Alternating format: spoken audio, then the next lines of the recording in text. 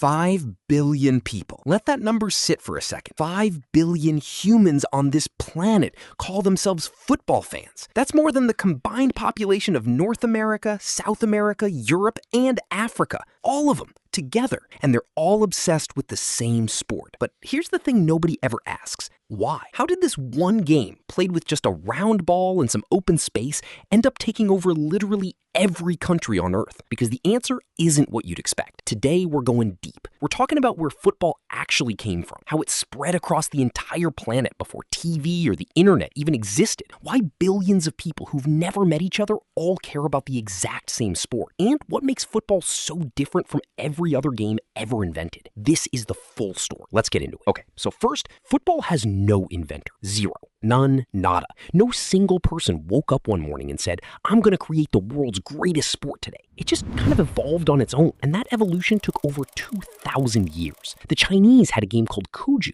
dating back to around 300 BC. Players kicked a leather ball stuffed with feathers through a small hole in a silk net hung between two bamboo poles. It was actually part of military training. Soldiers played it to stay fit and sharp. Then the Greeks had their version. The Romans had theirs.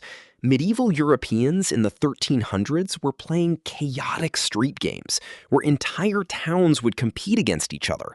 No real boundaries, no real rules, and honestly, it sounds more like a riot than a sport. But here's the thing, none of those became football. What happened in England in the 1800s was completely different.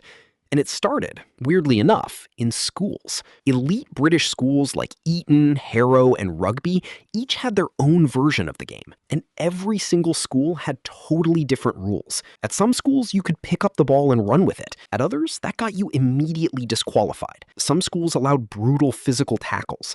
Some were slightly more civilized. There was zero consistency anywhere. So imagine trying to get two schools to play each other. It was chaos, complete chaos. And that chaos is actually what forced the sport to grow up. In 1863, a group of men had finally had enough. They sat down in a pub called the Freemasons' Tavern in London. Yes, a pub, which is honestly the most British origin story possible. And they hammered out one unified set of rules that everyone would follow. They called themselves the Football Association. That meeting was the birth of modern football as we know it. And here's a little bonus fact that most Americans find genuinely surprising. The word soccer, which Americans use and the British make fun of them for, actually came from this exact moment. It's short for association football. If this video made football make a little more sense, hit subscribe because there's a lot more of this story left to tell.